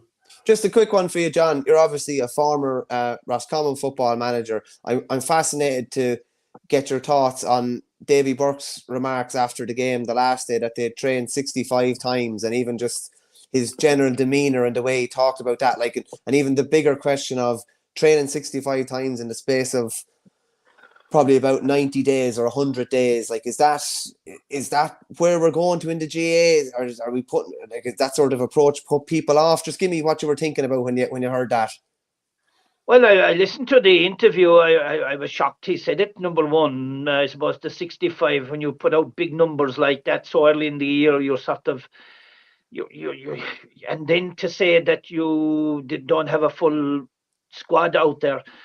Look, there's a couple of things in this, and this is why the bus was started in Roscommon when I was there. The bus ferried 23 and 24 players from Dublin. They were in DCU and UCD and all the other places in Dublin, plus people working there. And the geographical spread of where Roscommon are is that they're going to Dublin. So the supporters, the Rossi club, they bought the bus, and it was a huge thing. It's where guys could travel from Roscommon to the training from Dublin to Roscommon, and there was actually tables there that the guys, students, could study en route. So the facility was there. However, I suppose he has the same problem now again, but St. Bridget's, who went to the final and played so gallantly, I suppose they need a rest. Now, whether he's demanding these guys should be at training, we've already spoken about that. It's just, I think he was a bit frustrated, but he has one other thing that's after coming into the fray. I think that he needn't be totally agitated. There's a guy called Dara Craig after coming into the scene there, and by God, did he show some prowess in the Sigerson Cup final. Wonderful player. Brother, I believe a brother of Carl, Carl Craig, the famous Carl Craig. And he's a young lad, strength, poise and everything. But again, you name off these forwards that he has, and Jesus, I mean, there's like Inda Smith, Diarmid Murta, Dara Craig, all these guys. My God, and you've Cox to come into it. Ben O'Carroll. I think his problem is that he's frustrated. He has good forwards, but he's not able to get the ball to them, and his weakness is in the backs. That's number one. Number two, the 65 training sessions. If there were 65 training sessions, I'd put at this time of the year, I'd definitely be putting 25 of them anyway towards coaching and walkthroughs and whatnot. If it didn't 65 running or hard belting anyway, I wouldn't let strength and conditioning guys go stone mad with 65 training sessions. Look, sorry, go on. I was going to say, John, and this is moving on to another game, Tyrone and Mayo this weekend. So they both lost. I suppose you could question their game management at the very end of injury time at their games last week. Tyrone took too much out of the ball. They didn't have a pop. Referee blew the final whistle.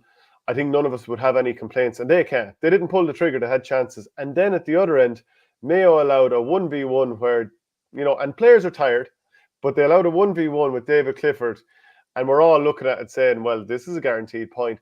So both of them, in frustrating manners, lost by a point at the death last week, and they're up against each other this weekend. They both want to put it right.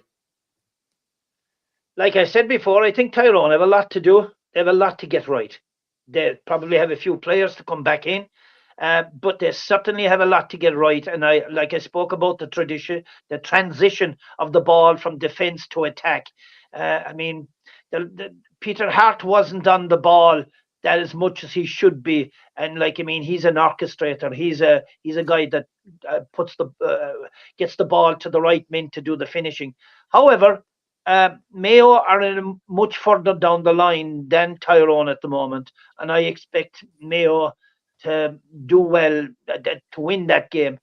On the finish, certainly Mayo, that everybody here in Kerry were saying, what was wrong with Mayo? David Clifford on the right side of the field, turning in, no help there, 1-on-1 situation. My God, look, you should be closing it down. But then saying it and doing it are two different things. Yeah, game management, you'd have to say, look, hey, we've got it level. We've pulled ourselves back and a man down as well, mind you. You'd think that they'd be closing it a bit better than that. But look, they have to learn from that. On the Tyrone one, I think Tyrone are struggling. I think they're struggling. They're not out of it by any standard of means. There's a few good players to come back in, but that cuteness, that control that they've always had, I don't see it there at the moment. And they need a full forward. You cannot have young Canavan, either one of the Canavans, being inside trying to win the ball and turn and score as well. One last thing I'll say on Tyrone, it was amazing. Here they had small players up the field. I looked at the first half. I just couldn't believe the high ball going in on top of the lads, and they lost the ball time and time again in that first half. And I was saying, this is not Tyrone. And as the game went on, it was more not Tyrone, and it was more not Tyrone. So look, go on, sorry. There was so much drama last weekend in terms of stuff that happened away from the actual pitch, just reaction and stuff like that. And, with Glenn Ryan and Kildare and the fallout there, he has to take his team to Meath this weekend, to Park Chalchin. They've lost their 3 games. They're minus 22 scoring differential. The manner of what's going on, I don't know, would you know Glenn much from, maybe did Roscommon take on Longford when he was over them? I'm not sure. That's right. Tipperary against Longford as well. Yeah, I remember.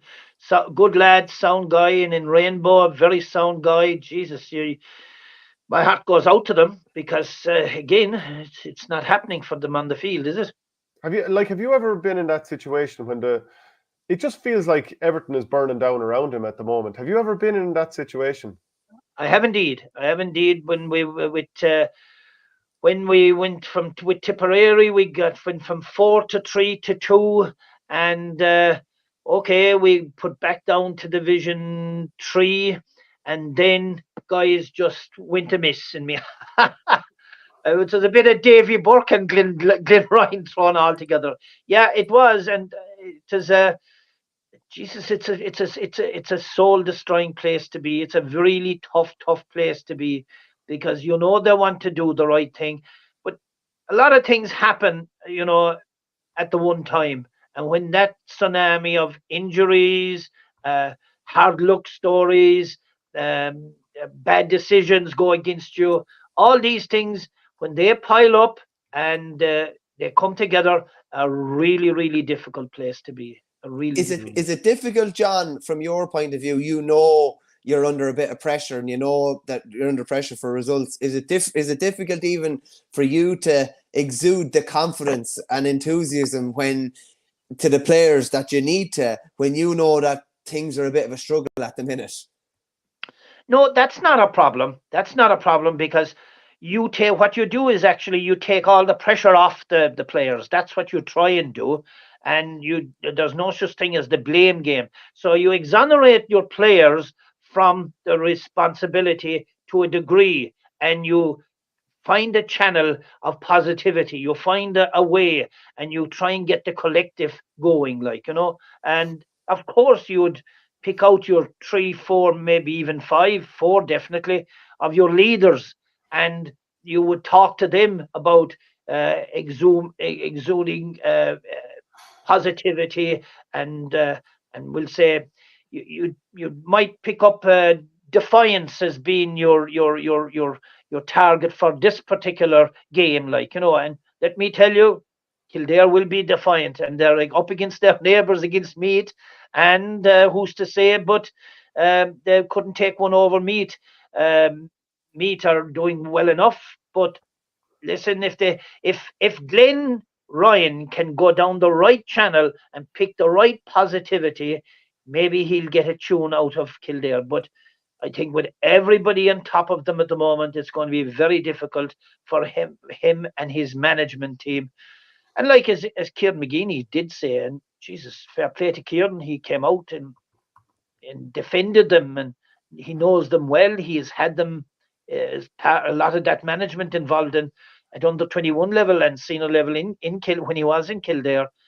You know, you certainly believe that you certainly believe that Kildare can do it, but like when you look at last year and Meath initially not starting great, and then they got into the Tailteann Cup and they won the thing, and maybe that kind of changes things into a positive light.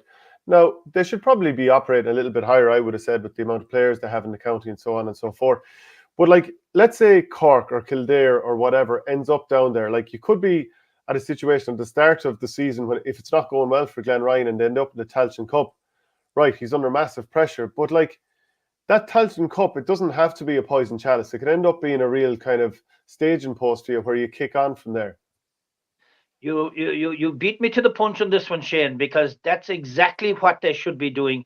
And look, instead of downgrading the Tailteann Cup, they should be using it here as a platform to bring in new players, as Colm O'Rourke did know, to be fair. There was a lot of players I didn't know that were on that Meath team that won the Tailteann Cup and won it handsomely against Antrim. That I was sort of saying, you know, there was a freshness about it. There was because it was a good final, and Jesus, there was some great scores got in it. And I was sort of saying, Jesus, they're on the way up anyway. So using the Cork, maybe Cork and Kildare could sort of think about it, as impossible as it is to think of that at the moment. But maybe they should be thinking and saying, hey, look, the Tailteann Cup is a platform, a springboard, a place to try out new blood. And, you know, that's what lads have to look at, because one of the two of them will have to do it anyway. Do you know, there's a funny one. I saw Dennis Hurley with a stat, well, it's more of a factoid, I suppose, in the Cork Echo. And he was saying that obviously we know that Meath, as Tailteann Cup winners, they're guaranteed to be in the Sam Maguire. No other team is guaranteed this summer. So there's actually a situation, and this isn't going to happen, but let's say every Division 2, 3 and 4 team got to their provincial finals. Only the top 7 then in Division 1 would be guaranteed a place in the Sam Maguire. So let's say Dublin finished bottom. There is it's not going to happen, but there's a tiny chance, John, that the reigning All-Ireland champions might not be able to contest the competition this year. It's mad. I like your sense of humour. As mad as it is, yeah, I can see how it could happen. All right, but look, people are talking. They were talking down the Tailteann Cup. I think teams that are going into the Tailteann Cup should be absolutely embracing it and going for it. I'm repeating myself a small bit there, but that's the way to look. Particularly because I've been involved with teams that have been in Division 3, 2 or 4 to 3 to 2 to 1, and Jesus, if there was a Tailteann Cup there, my God, you wrap your hands around it and say, here goes. This is going to be an extra step and up the ladder, another way of getting our players used to championship. Yeah, it's a lifeline, sure, isn't it? Like for Division 3 and Division 4 teams, it's a lifeline to have something to look forward to. Right. And Colm O'Rourke changed his opinion completely on the Tailteann Cup. He was against it and basically saying, you know, we don't want to go down to the Tailteann Cup. Then all of a sudden you're there and you have to be a bit of a spin doctor and turn it into a positive. And in fairness, he did turn it into a positive. So, yeah, I don't think that's the worst game in the world for Kildare now this weekend if they are trying to turn things around. Playing their local rivals, playing a team that's, you know, they're going fine, but they're not exactly lighting it up either. So if they're ever going to get a reaction, you'd imagine it'd be this weekend. And if they do get a reaction this weekend and get something on the board, there's still plenty of time to salvage it. Now, you'd love to be a fly in the wall in Hawkfield or wherever over the last week to see how things are going, because there's all sorts of hoo-has going over there. If they can turn it around, it'd be a fair turnaround. Yeah, look, and Glenn, I suppose, getting involved with the media, it's always a very frustrating, tough place to be, answering questions and one thing or another. Maybe that's a red herring to me, but at the same time, I guarantee you, if there's going to be 200,000 people watching games or 300,000 people watching GA games over this weekend, everybody will have one eye on that Meath Kildare game, guaranteed. No doubt about it. John, look, you've been brilliant with your time. Really appreciate you joining us and giving us your thoughts as ever. Lads, always brilliant to talk to you, and we'll see a great weekend coming up. Let me tell you, I don't know whether it's RT2, TJ Carr, or something to look at anyway. But we'll definitely we'll be stuck to GA over the weekend anyway, and the results. Okay. Good man, John. Thanks, John. Up the kingdom. Good man, John. Good luck. See, I love that. I love a lad who's back in his county all the way. And look, we're here analysing on all that, but like, I don't want either of us to ever hide where we're from. Oh yeah, totally. Yeah. Now, when you're writing in print for somebody like it's obviously different. But in this sort of atmosphere, definitely that you have to. When you lose that parochial element, there's something wrong. Yeah, well, we want people coming in here and asking the tough questions, like Terence Buckley here. Our tip back. See there, of course. I love like we're in the middle of a conversation about football, and I just see this message popping up. And actually, there's a couple of other things worth touching on before we jump back to the hurling. Cara O'Kane did a piece in the Irish News News about Oisín Gallen, and he was chatting to Eamon McGee, who had him at the under-20s for a year. And, Gallen's had his injury issues and all that, but, like, we've seen the class he has at times. And he goes, the way a left-footed player kicks on the right, it looks unnatural. If you watch Gallen in any of the games, the way he strikes it with the left is completely natural. Shane Walsh is in the same mould. He spent so much time with his left and right that it looks natural. Gallen's strike with the left is the same. It's just pure practice. Like, if he could be the man at number 14 for Donegal this year, and they keep everyone else on the pitch, like, you just don't know what would happen with them, because I just don't believe that Dublin, Kerry, Derry are all that far ahead that a team in Division 2 couldn't aspire to win something big this year or have a huge knockout win over somebody. Yeah, there is that potential there with him. He's just been riddled with injuries the last probably 4 years, I'd say. In particular, he's played very, very little game time. But, when he was fit during that period and even before, he was, one of the most lethal forwards in the country. It was just that we only saw it in glimpses or whatever. But, like, he had Murphy, would say, and McFadden back in 11, 12, 13, 14. He needs, he need a focal point, someone that can really kind of rip it up. Kerry have Clifford, Derry have McGuigan, and maybe Gallen can be the man for Donegal. Signs suggest at the minute that he could be. When I saw that it was Armagh against Donegal this weekend, I couldn't help but think of Kieran McGeeney against Jim McGuinness, and it brought me back to 2011, the All-Ireland quarter-final between Kildare and Donegal at Croke Park. And the atmosphere for 50 minutes was horrendous because it was a brutal game of football to watch, and maybe a portent of things to come when Dublin faced Donegal in the 8 points to 6 semi-final. But for the final 20 minutes of normal time and extra time, it was pulsating to watch. It really was absolutely brilliant. And Kevin Cassidy got that late winner, which was great. I think we should have a pretty good game this weekend. Like, Armagh have some great forwards, like Conor Turbott's looking good, Connaughty's looking good. Oisín O'Neill is on the comeback trail, and we haven't seen much of him because of injury the last few years. Obviously, Reno O'Neill is there as well. And we've kind of talked about Donegal a little bit as well. Like, are we going to get a damn squib here? Like, we've built them up, their scoring record so far, plus 27, plus 26 scoring.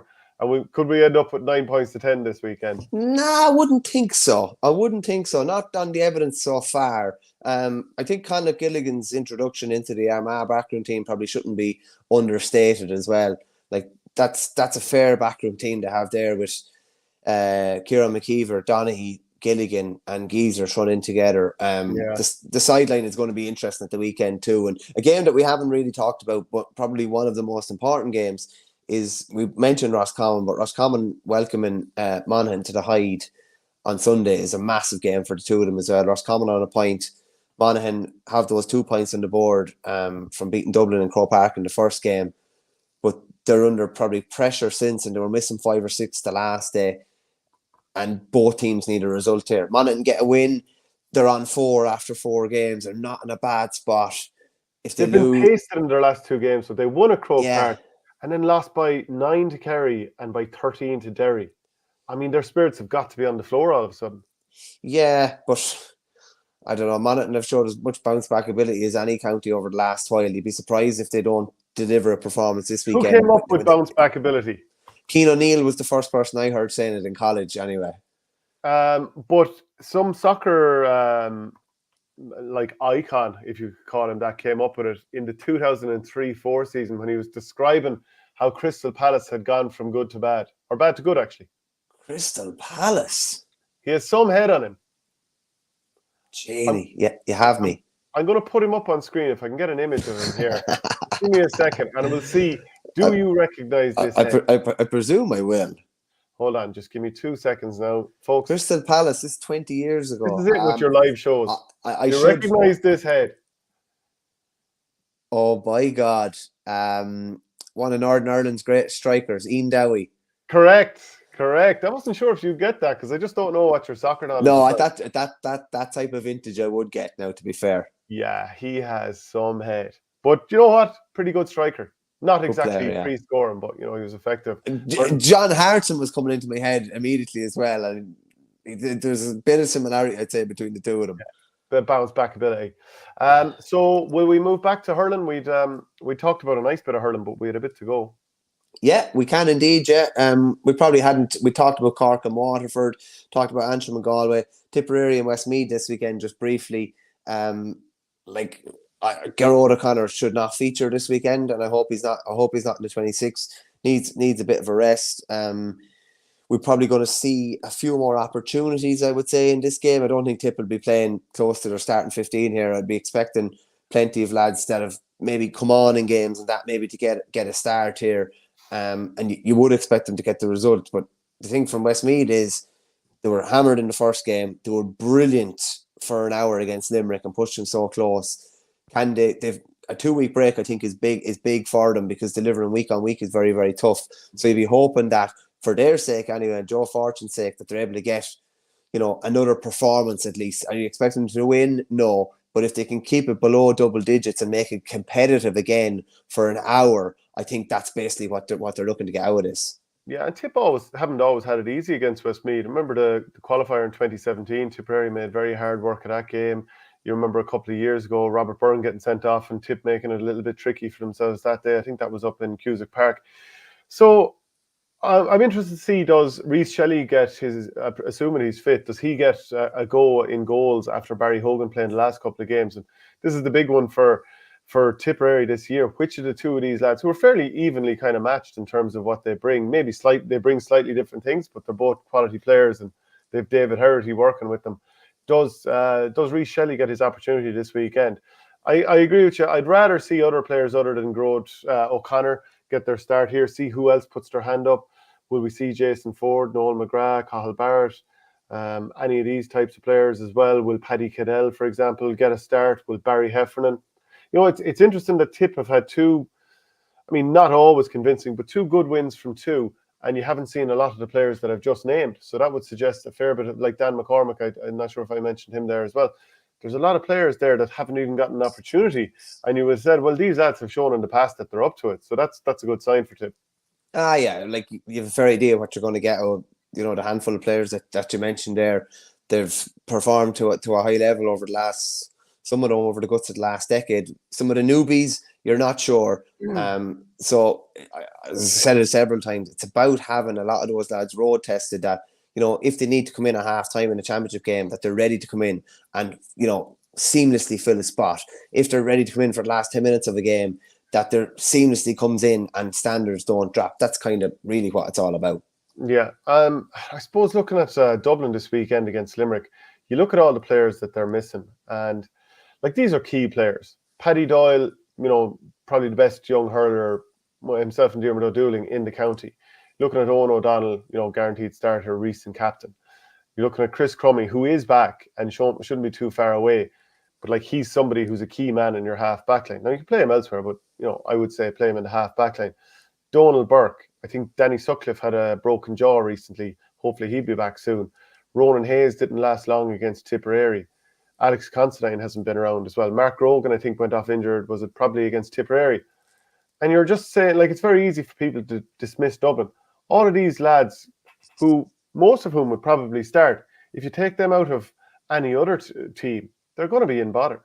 Yeah, if Keane Boland not involved this year and Chris O'Leary not involved this year as well, this is a lot.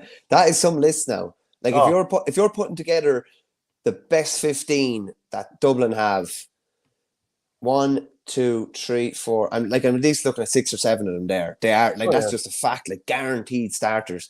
So they're And welcoming. people might say, "Oh, everyone's missing 6 or 7," but the truth of it is, the depth isn't there. So it's felt a bit more keenly there than it might be in Limerick or Galway or Tip or wherever. 100%. It's going to be very, very keenly felt, and they're welcoming Limerick to town on Saturday evening. It's funny I say they're welcoming to town. Technically, it's not a home game, but it is obviously a home game. But yeah, like that's actually, you know what? Limerick have sorry. played there more than Dublin in recent years. That's true. Yeah, that's true. Like it's very, very hard to see. You'd imagine with that 2-week break that would see some more of the more familiar Limerick faces back in action now. We talked about circling certain games in the league. I'm sure they have a couple of them circled. The first 2 games they were probably always going to win with, mostly second string. I think it was Darragh Donovan was in the last day, and Tom Morrissey and Seamus Flanagan. You'd see a couple more. You might see maybe 8 of the starters from the All-Ireland last year, or 8 more kind of familiar faces. Like Dublin got out of jail big time up in Corrigan Park the last day. Could easily be staring into this game with no win from 2 games, but very, very hard, like nearly impossible to see them getting a result on Saturday evening, being honest. Yeah, and I have a graw for Dublin hurling being up here for so long, but I am a bit concerned that this game could get a little bit ugly because, at times against Tipperary, and in the tighter confines of Parnell, which I would argue don't suit Dublin anymore because they don't have monsters and machines everywhere.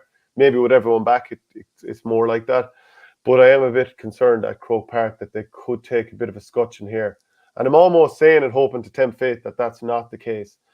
And I'd say Limerick want a bit of a performance here because when you're talking about circling certain fixtures, it's Tipperary up next. I think they want a couple of signs here. Okay, we're motoring relatively well. We'll have a big performance then the next day. And then, okay, maybe we can down a gear again. But I think they want to start amping it up here. Oh, big time, yeah, 100%. The way the league has been structured, and even missing the last game of the Munster League has kind of meant that they've really been able to ease themselves into it, and they've probably got like the 15 players that Kylie's generally going to use have probably got a massive block of work done, I would say, in recent times. They haven't had to juggle it with league games at the weekend that they kind of need to get a result in or get a performance in. So yeah, I'd be expecting to see a lot of familiar faces back, and I would be definitely thinking they're circling probably that Tipperary game realistically. Yeah. Yeah. What about the Verney catch-22 game, Kilkenny against Offaly at your home venue there in Nolan Park? There's no catch-22 there, but I would be a small bit fearful. Like this is the vagaries of Leinster teams playing each other. So we go down to Wexford, get a result, should have won. Realistically, get a point on the board, which is important. And if you tie the form lines in, Wexford drew at Kilkenny, so Offaly going to Kilkenny, it should be really competitive. But I'd be like just been honest. Like Kilkenny have been miles ahead of us in recent times, and our ability to back up the Wexford performance again. At least it's not a week later; it's 2 weeks later. But I still think we have a lot to learn at this level. And yeah, you're talking about a scutcheon there. I just would be worried that this game could kind of get away from us. Now, maybe what's the body situation like with Offaly? Like, have you lads coming back? Have you lads out? Not too bad actually at the minute. There's nothing jumping out at me at the minute where we've like a load of lads come back. Oisin Kelly's did the cruciate again, so like he'll be back at some stage, hopefully near the end of the league, or probably maybe more towards the start of the championship. But we've generally got most of what we want on the pitch. Owen Cattle missed the game against Wexford with a dead leg, I think, so he should be back, which is a boost.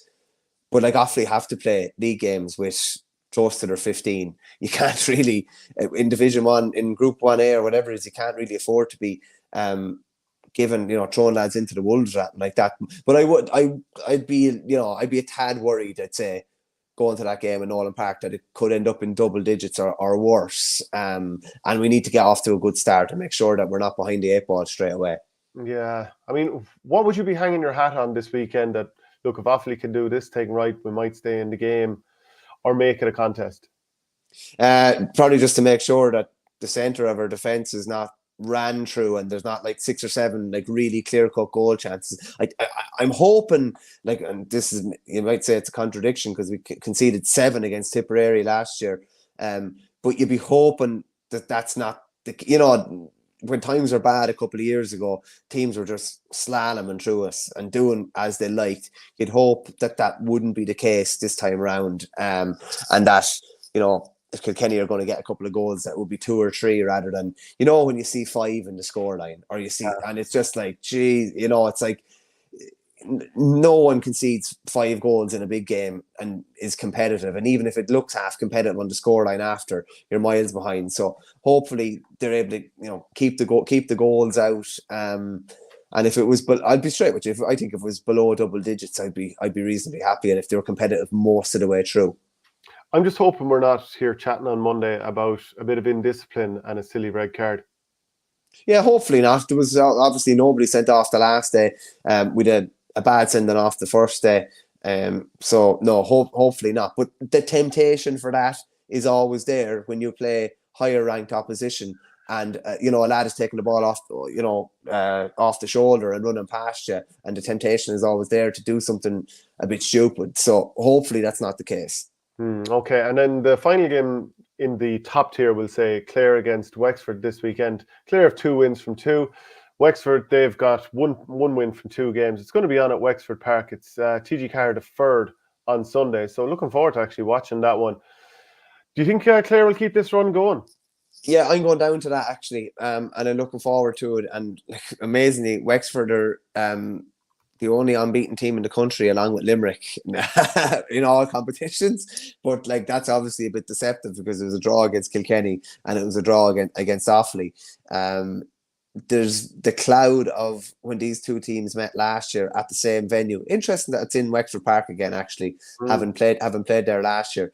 But like, Clare filleted Wexford in the same fixture last year. I think it was 625 to 118, and it was, from a Wexford point of view, I'm talking there about Offaly conceding goals, it was thoroughly demoralising. Clare were walking through. I mean to say walking through. And it was a bit of a precursor to what would happen come summertime for Wexford when they really struggled, bar saving their bacon against Kilkenny in that last game.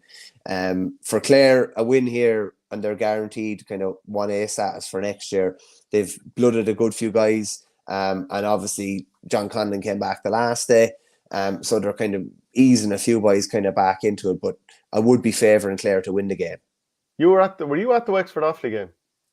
No, I was just watching on the box. No. Yeah, I'm just wondering, like, who's going to come to the boil, or as you know, Kieran Kerry would have said, who's going to come to the party this year? Like Kevin Foley, we know he's got brilliant talent, and like he had some brilliant seasons. Hasn't happened so much in the last year or two. Do you expect to see a little something, a bit of a resurgence out of him this year? Well, the talent is definitely there. He's as good a ball player as there is. Like, that's why he was picked out probably to play that sweeper role under Davy, because of how good he is in the ball. But I don't know if you get programmed a small bit when you're playing that role for a couple of years, and you can kind of get pigeonholed into that, and maybe your game suffers a small bit as a result. Like, he didn't play some big games last year. Definitely didn't start some big games. So you'd be hoping he's a bit of a point to prove. Of the new faces, Seamus Casey's not that new, but like, he'd be hoping to nail down a spot. Corey Byrne, Dunbar the same, Keane Byrne, James Byrne, even in the forward line. But to me now, they're still a bit off. And Matt Hannon's to come back. I think chance Rory O'Connor could play at the weekend. I think Liam Ryan is a small bit more long term. I think he had a bit of a setback recently, but they still have a lot of guys that are unproven. And I know Clare are trying some new faces, but I'd say Clare could still be a step ahead of them even at this time of the year. Yeah, Division 2A sees a clash of the top 2 teams, Laois against Carlow. That's at the Moore Park there. That could get tasty enough. You'd hope that gets tasty enough. Downer against Kildare. That's at Ballycran at 1 p.m. So a lovely little spin up there. Not as bad as when Kerry have to go up to Down, but look, still a bit of a trek. And Kerry are against Meath as well. Like, it hasn't gone Kerry's way so far. They've been missing key players. Dan Goggin, Shane, what's his name again? Conway. Conway. Jeez, I don't know why his name skipped my mind there for a second. But he was missing, was it the first game, maybe even the second one? Luke Crowley had been out as well. So they'll be looking to have a stronger deck in that game. And just an interesting one on the line, Shane, as well there. Saoirse Bulfin's over Meath and Stephen Malumphey's over Kerry. They would have rubbed shoulders when Davy was in Wexford. They were both involved in the backroom team, as was Pat Bennett, who's involved with Kerry as well. And I'm sure Saoirse knows Paddy O'Brien fairly well from nearby Kilmallock, not a million miles away from his native Bruff. So there'll be plenty of familiar faces meeting on the line there.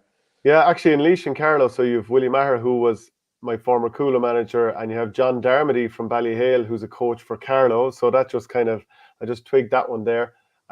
Okay, then Division 2B, Tyrone against Donegal, Wicklow will meet Roscommon, and Derry will do battle with London at Celtic Park. 3A, Monaghan against Armagh, Mayo against Cavan, Louth will meet Sligo, and 3B, Fermanagh Warwickshire and Leitrim Lancashire. And you want to throw in with any of those games?